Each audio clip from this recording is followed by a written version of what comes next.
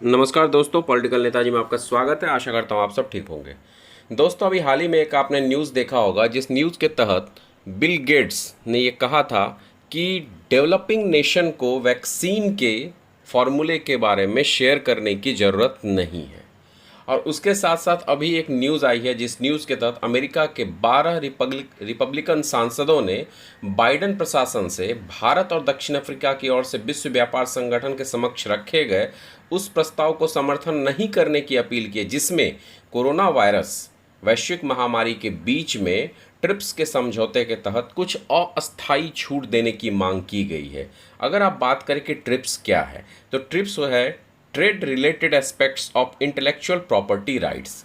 इसके तहत कई तरह के पेटेंट और कई तरह के कानून बनाए जाते हैं, लेकिन उसके साथ यह मांग की जा रही है कि चूंकि वैश्विक महामारी का दौर है, तो इस महामारी के दौर में कम से कम जो वैक्सीन के पेटेंट या वैक्सीन में अस्थायी छूट दी जाए, ताकि भारत वैसे छठा दुनिया का सबसे बड़ा अर्थव्यवस्था है, विश्व में बहुत स्थान भी रखता है और लगभग 80% फार्मेसी भारत में ही है। हालांकि अभी कुछ समस्याओं से जूझ रहा है, जो हो सकता है मिसमैनेजमेंट और कई तरह की समस्याओं के चलते है, या आप कह सकते हैं इतनी बड़ी जनसंख्या के चलते है। लेकिन उसके अलावा अगर आप अफ्रीकन देश की बात करें, जहां वैक्सीन मिलना बहुत बड़ी बात है, वैक्सीन कितना उन्हें कारगर होगा इसके बारे में तो वो सोचते तक नहीं है। तो ठीक ऐसी ही बात है कि भारत और दक्षिण अफ्रीका के नेतृत्व में 60 विकासशील देशों द्वारा इस संबंध के प्रस्ताव में जवाब लिखा गया, जबकि इसके उलट अमेरिका के 12 सांसदों ने इसके समर्थन ना करके विरोध करने की बात है।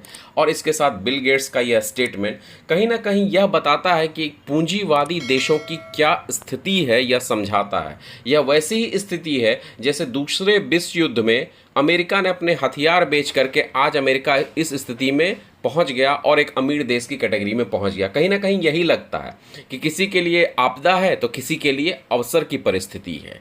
और यहाँ तक है कि अमेरिका के पास आज वैक्सीनेशन के इतने ऑप्शंस अवेलेबल हैं कि वो 4 बार अपनी जनसंख्या को वैक्सीनेट कर सकता है। यूके 3 बार, न्यूजीलैंड, ऑस्ट्रेलिया, कनाडा 2 बार कर सकता है। लेकिन अगर हम अफ्रीका के कई देशों की बात करें, कई गरीब देशों की बात करें, तो अगर उन्हें वैक्सीन मिल जाए, यही बहुत बड़ी बात होती है। इस तरह अमेरिका जैसे देशों का या विश्व के पश्चिमी देशों, यूरोपीय यूनियन का एक दोगला चेहरा सामने आता है कि जब उनके यहाँ महामारी है तो हम पे दबाव डाल के क्लोरोक्विनोन दवाई की मांग की जाती है और बाद में हमारी प्रशंसा की जाती है। लेकिन जब हमें आवश्यकता है तो कच्चे माल से लेकर के वैक्सीन के नियमों में अगर छूट देने की बात की जाए तो बस सबके सब एक साथ खड़े हो जाते हैं अपने हित के लिए। कहीं ना कहीं हमें यह सोचने की ज़रूरत है और हमारे सरकार को यह सोचने की ज़रूरत है कि ज़रूर कहीं ना कहीं स्ट्रॉन्ग डिसीजन लेने की आवश्यकता है। अगर हम दुनिया की 80% फार्मेसी हैं तो वो हैं। अगर जर्मनी की एंजेला मार्केल को यह बुरा लगता है तो लगे, लेकिन स्टैंड लेने की ज़रूरत है और इसके लिए हमारे अंदर राजनीतिक इच्छा शक्ति का होना बहुत ज़रूरी है। वीडियो अच्छा लगा हो दोस्तों तो लाइक करें, शेयर करें, सब्सक्राइब करें। धन्यवाद।